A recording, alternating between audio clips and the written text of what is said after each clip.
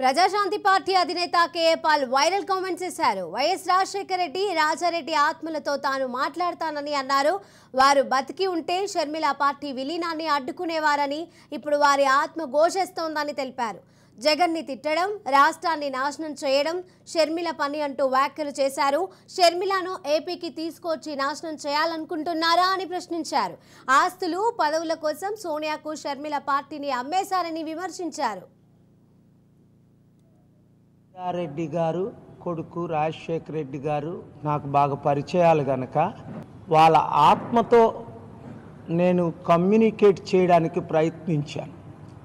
అంటే రాజారెడ్డి గారు, రాజశేఖర రెడ్డి గారు ఈరోజు బ్రతికుంటే షర్మిలాని ఏ విధంగా అడ్డుకునేవారు అన్న విషయం నాకు బయలుపడింది.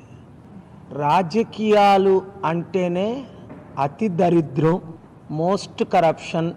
అసలు ఇంత దరిద్రం అయిన రాజకీయాలు 200 దేశాల్లో, మన దేశంలో తప్ప ఇంక ఏ దేశాల్లో ఇంత డెమోక్రసీ పేరు మీద ఇంత ఘోరమైన దుస్థితికి రాజకీయాలు చేరుకుంటాయి అని నేను అనుకోలేదు.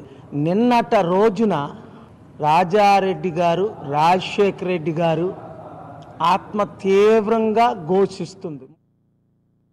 రాజారెడ్డి గారు